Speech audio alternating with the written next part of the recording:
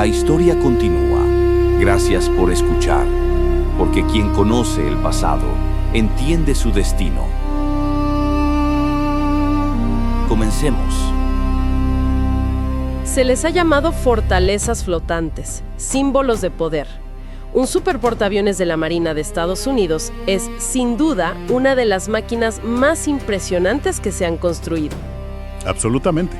Pero hoy en día la conversación como que ha cambiado. Se les describe como dinosaurios, como blancos gigantescos y carísimos que solo esperan ser hundidos por una nueva generación de misiles hipersónicos. Es la narrativa que se escucha mucho, ¿sí? Entonces, ¿cuál es la verdad? ¿Son reliquias vulnerables o son estas fortalezas casi indestructibles? Para responder esa pregunta, hoy nos vamos a meter de lleno en el tema. Tenemos sobre la mesa un estudio muy denso de la Naval War College Review, informes históricos de la propia Marina estadounidense y hasta documentos médicos que detallan cómo se maneja una catástrofe a bordo. La idea es ir más allá del ruido, de la especulación. Exacto. Nuestra misión es analizar la evidencia fría y dura. ¿Qué se necesita de verdad para sacar de combate o hundir un portaaviones moderno? La respuesta, como veremos, es mucho más complicada de lo que uno se imagina. Para empezar a entenderlo, hay que olvidarse de la idea de que un portaaviones es solo un barco. Es el centro de un sistema defensivo que los estrategas llaman la cebolla de la supervivencia. La cebolla de la supervivencia. Me gusta esa analogía. Es un concepto de múltiples capas y el casco del barco es apenas la última de ellas, el mero corazón de la cebolla. Entiendo. Entonces, antes de que un misil siquiera piense en tocar el barco, tiene que pelar varias capas de esa cebolla. ¿Cuáles son las primeras? Las primeras y más cruciales son las que operan a cientos y no miles de kilómetros de distancia. La capa número 1 es simple, que no te vean. Desaparecer en la inmensidad del océano. Exacto. Aprovechar eso. Un grupo de ataque de portaaviones no se queda quieto, se mueve constantemente. La segunda capa es que no te puedan fijar como blanco.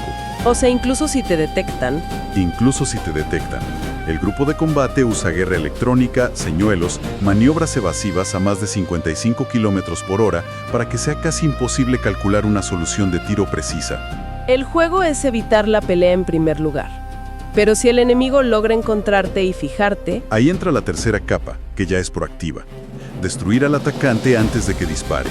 Con los aviones del propio portaaviones. Para eso está el ala aérea, los F-18 y los misiles de largo alcance de sus cruceros y destructores de escolta. Su trabajo es cazar y eliminar submarinos, barcos o aviones enemigos mucho antes de que se acerquen. Y si a pesar de todo eso logran lanzar sus misiles, se activa la penúltima capa, la intercepción. El famoso sistema Aegis. Aquí hablamos del sistema Aegis, misiles antiaéreos, contramedidas y como última línea de defensa, los sistemas de armas de corto alcance como el Phalanx, que son, básicamente ametralladoras Gatling robotizadas que disparan miles de proyectiles por minuto. De acuerdo, es un escudo formidable. Pero la pregunta del millón es, ¿qué pasa si todo eso falla? Si uno o varios misiles logran atravesar todas esas capas y golpean el barco. ¿Ahí se acaba la historia? Ahí es donde entra la última capa, la resistencia física del barco. Y es precisamente aquí donde la especulación choca con la historia, que nos ha dado lecciones brutales y, la verdad, sorprendentes sobre lo que estos buques pueden aguantar. Hablemos de eso, porque los ejemplos son impactantes. Transportémonos a 1967. Golfo de Tonkinkin, en plena guerra de Vietnam, a bordo del USS Forrestal. Es uno de los peores desastres en la historia naval moderna de Estados Unidos. Y es clave entender que no fue un ataque enemigo, sino un accidente que simuló en muchos aspectos un ataque masivo y sorpresivo. Todo comienza con un cohete Zuni que se dispara accidentalmente desde un F-4 Phantom en la cubierta de vuelo. Y ese cohete cruza la cubierta y golpea un avión A-4 Skyhawk que estaba cargado de combustible y bombas. Leer el informe sobre el Forrestal es realmente escalofriante. La velocidad con la que todo se sale de control es difícil de imaginar. En menos de 2 minutos, el combustible del Skyhawk está ardiendo y el fuego cocina 1 o 2 bombas de 1000 libras que estaban colgadas bajo sus alas. Y eran bombas viejas, ¿no? Muy viejas, de la época de la Guerra de Corea, con explosivos mucho más inestables que los actuales. Detonan. La explosión es tan violenta que aniquila a casi todos los equipos de bomberos que habían corrido hacia el avión. Fue una masacre instantánea. ¿Y eso fue solo el comienzo? Apenas el comienzo. En los minutos siguientes, como una reacción en cadena, estallan 7 bombas más de 1000 libras, una de 750 y otra de 500. Se calcula que fue el equivalente a casi 13.000 libras de explosivos detonando en la cubierta. Junto a un incendio de 40.000 galones de combustible de avión. Un verdadero infierno. Un infierno que ardió por más de 10 horas. Sin embargo, y esto es lo más alucinante, en ningún momento el Forrestal estuvo en peligro real de hundirse. ¿En serio? Su estructura principal, sus reactores, sus depósitos de municiones principales, nada de eso fue comprometido. El radar principal volvió a funcionar en 5 minutos. Oficialmente fue clasificado como misión neutralizada. Claro, pero en 6 horas ya podía realizar operaciones de emergencia con helicópteros. ¿Y aún así no se hundió? ¿Con todo ese castigo? Cuesta creerlo. Es que aquí está el dato más importante de todos. El barco fue sorprendido totalmente desprevenido. No estaba en lo que la Marina llama condición cebra. ¿Qué es la condición cebra? Es el estado de máxima alerta, donde se sellan herméticamente todos los compartimentos estancos para evitar inundaciones o la propagación de incendios. La cubierta además estaba a tope, con aviones armados y llenos de combustible, listos para una misión. O sea, el peor escenario posible. El peor de todos. Que sobreviviera en esas condiciones es la prueba más contundente de su increíble resistencia. La Marina tuvo que aprender una lección durísima y muy costosa en vidas. Se vio ese aprendizaje apenas 2 años después, en 1969, con el USS Enterprise. Absolutamente. Fue casi un déjà vu. Otro accidente con un cohete Zuni, esta vez en el primer portaaviones de propulsión nuclear. Y provocó otra cadena de explosiones. Sí, 8 bombas de 500 libras y un incendio masivo. El resultado fue terrible. 28 muertos, más de 300 heridos y 15 aviones destruidos. Pero el resultado para el barco fue muy diferente. Y aquí es donde la historia se pone interesante. Exacto. La lección clave fue la velocidad de la recuperación. A pesar de que las explosiones abrieron 5 agujeros gigantes en la cubierta de vuelo, uno de ellos de casi 40 metros cuadrados, el Enterprise estaba listo para reanudar operaciones aéreas en cuestión de 4 horas. 4 horas. 4 horas.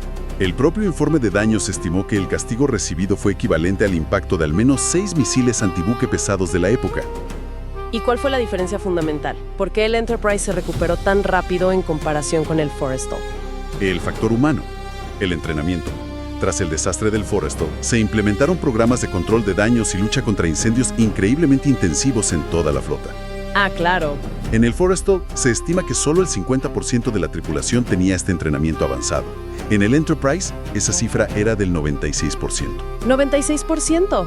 Y esa cifra lo es todo. No hablamos de tecnología, sino de personas.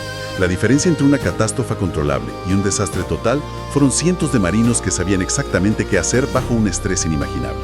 Es una lección que va mucho más allá de los portaaviones. Es increíble que el Enterprise estuviera listo para operar en horas.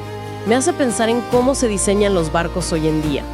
Supongo que todas estas lecciones de los años 60 se incorporaron directamente en la siguiente generación, la clase Nimitz, ¿no es así? Se incorporaron, se analizaron y se convirtieron en la Biblia del diseño. La clase Nimitz es el resultado directo de esas tragedias. Su primera defensa es algo que no se puede ignorar, su tamaño descomunal. Mide casi 335 metros de largo, 3 campos de fútbol y medio. Su volumen interno es de casi 15 millones de pies cúbicos. No son latas de hojalata, como dicen algunos críticos. Para nada. Su propia masa es una armadura. Están hechos de acero de alta resistencia y reforzados con 2,5 pulgadas de Kevlar para contener la fragmentación de un impacto. Entiendo la defensa pasiva del tamaño, pero se habla mucho de la redundancia. ¿Cómo funciona eso en la práctica? El principio es separación y redundancia. Los sistemas vitales, los 2 reactores nucleares, los depósitos de municiones, los centros de control, están ubicados en lo más profundo del casco, muy por debajo de la línea de flotación. Y no están juntos, me imagino. Para nada. Están separados por decenas de metros y protegidos por múltiples compartimentos estancos y un blindaje lateral tipo panal de abejas, diseñado específicamente contra torpedos. La idea es que un solo impacto, o incluso varios, no puedan noquear sistemas redundantes al mismo tiempo. De acuerdo. Entonces hundirlo es extremadamente difícil. Pero la crítica moderna no habla tanto de hundirlos, sino de dejarlos fuera de combate, una neutralización de misión. Apuntar a los puntos débiles. Por ejemplo, la cubierta de vuelo. Un par de agujeros grandes y ya no pueden despegar aviones, ¿no? Es la percepción común, pero los datos del Enterprise nos dicen otra cosa. Tenía un agujero de casi 40 metros cuadrados y en 4 horas estaban listos para operar. Los equipos de reparación de daños son increíblemente eficientes. Pueden parcharlo, digamos. Pueden colocar planchas de acero sobre un agujero y reanudar operaciones limitadas muy rápido. La idea no es dejar la cubierta perfecta, sino funcional. El objetivo del atacante no puede ser hacer un agujero, tiene que ser destruir la cubierta entera, lo cual es un problema de una escala totalmente distinta. ¿Y qué hay de las catapultas o los elevadores para los aviones? Parecen blancos muy claros. Parecen, pero no lo son. Hay 4 catapultas de vapor y 4 elevadores gigantes, y están muy espaciados entre sí a lo largo de esos 335 metros. El sensor de un misil que viaja a velocidad supersónica no tiene la capacidad de apuntar a un objeto tan específico dentro de una masa de metal tan grande. Claro, el misil apunta al barco, no a la catapulta número 2. Exactamente. Intentar apuntar a una catapulta probablemente resultaría en que la mayoría de los misiles fallan el barco por completo. Y si se destruye una, quedan 3. Si se destruye un elevador, quedan 3. De nuevo, redundancia. Bien, ¿y qué pasa con el riesgo de una explosión interna masiva, como en el Forrestal? ¿El hangar o, peor aún, el polvorín? El hangar está dividido en 3 bahías por gigantescas puertas de acero blindado que pueden cerrarse en segundos para contener cualquier incendio o explosión. ¿Y el polvorín? Bueno, los almacenes de municiones es una fortaleza dentro de la fortaleza. Está en lo más profundo del barco, dividido en 32 compartimientos independientes. Y el sistema para mover las bombas y misiles desde ahí hasta la cubierta de vuelo es un proceso de 2 etapas, diseñado específicamente para que no haya una conexión directa que pueda causar una detonación en cadena. Pero aquí llegamos a un punto que me parece fundamental y que cambia todo el cálculo del desastre del Forrestal. Las propias municiones. Exacto. Este es quizás el avance más importante y menos discutido. A raíz del Forrestal, que usaba bombas con explosivos muy inestables, la Marina invirtió masivamente en desarrollar lo que llaman municiones insensibles. Municiones insensibles. Están diseñadas químicamente para que si son alcanzadas por fuego o metralla, se quemen violentamente o se desintegren, pero no exploten. Ah, eso lo cambia todo. Totalmente. Elimina casi por completo el riesgo de una reacción en cadena, que fue la verdadera causa de la catástrofe del Forrestal. Es un cambio de juego total en la supervivencia del barco. Ok, entonces, con todo esto sobre la mesa, el diseño robusto, las lecciones aprendidas, las municiones seguras, vamos a la pregunta del millón. ¿Qué significa esto en la práctica? ¿Qué se necesitaría para neutralizar a un portaaviones de la clase Nimitz hoy en día? Aquí es donde el estudio del Naval War College hace una simulación muy reveladora. Usando el desastre del Forrestal como base, calcularon que el daño que sufrió, que lo dejó fuera de combate, fue equivalente a unos 35 impactos directos de un misil antibuque moderno típico, como el JJ-83 chino. Luego, extrapolando eso a un Nimitz, que es mucho más grande, mejor blindado y compartimentado, estiman que se necesitarían al menos 45 impactos directos para lograr un resultado similar de misión neutralizada. Un momento, 45 impactos suena a mucho, pero los ejemplos que usamos son de hace más de 50 años. Las armas modernas son infinitamente más destructivas. Un misil hipersónico con una ojiva masiva no haría el trabajo de 5 o 6 de esas bombas antiguas. Es una pregunta crucial, y la respuesta está en 2 partes. Primero, el diseño del Nimitz ya contempla ojivas mucho más potentes. El blindaje y la compartimentación están pensados para absorber y contener esa energía. Pero segundo, y más importante, volvemos a las municiones insensibles. El verdadero peligro en el Forrestal no fue el cohete inicial, sino la reacción en cadena de sus propias bombas. Ese multiplicador de fuerza ya no existe. Entiendo. Un misil moderno puede hacer un agujero más grande, pero no va a desencadenar esa explosión interna masiva. Exacto. Por eso se necesitan tantos impactos individuales para destruir sistemáticamente las capacidades del barco. Entendido. Entonces, aceptando esa cifra de 45 impactos, ¿cuántos misiles se tendrían que lanzar para conseguir esos 45 impactos, considerando todas las capas de la cebolla defensiva? La simulación hace un cálculo conservador. Supone que un 20% de los misiles lanzados logran atravesar todas las defensas del grupo de ataque. Es una cifra bastante generosa para el atacante. Bastante. Luego supone que de esos misiles que llegan, el 70% acierta al blanco. Con esos números, un atacante necesitaría lanzar una salva coordinada y simultánea de 320 misiles para tener una probabilidad razonable de conseguir esos 45 impactos. 320 misiles. Para ponerlo en perspectiva, el artículo señala que eso requeriría que casi toda la flota de fragatas tipo 054A de China, por ejemplo, atacara al mismo tiempo y de forma perfectamente coordinada. Un escenario que tácticamente es, pues casi una fantasía. Es muy difícil concentrar esa cantidad de fuerza sin ser detectado y destruido mucho antes. Y eso sin hablar de los famosos misiles balísticos asesinos de portaaviones, como el DF-26. Claro, a pesar de la propaganda, enfrentan un problema físico fundamental: la precisión contra un blanco en movimiento. Su error circular probable es un concepto clave aquí. Error circular probable. Para que lo entendamos bien, es como decir que si lanzas 100 dardos a un tablero, 50 de ellos caerán dentro de un círculo de cierto tamaño, pero no necesariamente en el centro. Exacto. Y en este caso, ese círculo tiene cientos de metros de diámetro. Precisamente. Y el portaaviones que se está moviendo a 55 kilómetros por hora es un blanco mucho más pequeño que ese círculo de error. Acertar a un barco que maniobra desde 1000 kilómetros de distancia es uno de los problemas técnicos más difíciles de la guerra moderna. Por eso, la narrativa de que son un arma definitiva que hunde portaaviones con un solo disparo es una simplificación excesiva. Entonces, si hundir un portaaviones con un ataque masivo es casi una misión suicida, ¿qué nos dice eso sobre el balance de poder naval? Significa que a pesar de todos los titulares sobre asesinos de portaaviones, la capacidad de proyectar poder a través de estos buques sigue siendo un club muy exclusivo. Exactamente. Cambia el cálculo para cualquier adversario. No se trata solo de tener el misil, se trata de tener la capacidad abrumadora, la inteligencia, la coordinación y la logística para superar un sistema diseñado para soportar un castigo increíble. Y ese es un club al que muy pocos países pertenecen. La conclusión de los análisis es clara.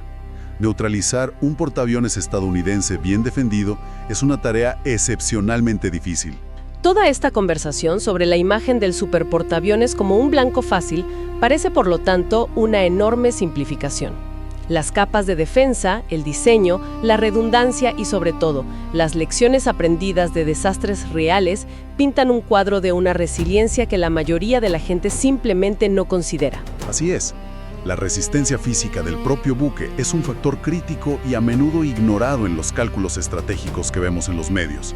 Se da por sentado que un impacto equivale a un hundimiento, y la historia demuestra que eso está muy lejos de la realidad. Ahora, todo nuestro análisis se ha centrado en los misiles, que es la amenaza más discutida hoy. Pero las fuentes históricas, sobre todo de la Segunda Guerra Mundial, señalan algo interesante. Una vez que un portaaviones ha sido devastadoramente dañado por bombas o kamikazes, el arma más eficaz para rematarlo y hundirlo han sido los torpedos, que atacan por debajo de la línea de flotación. Es un punto interesante. Sigue siendo así. Y esa es la gran pregunta sin respuesta. Obviamente los portaaviones modernos tienen defensas antitorpedos y antisubmarinas muy avanzadas y clasificadas.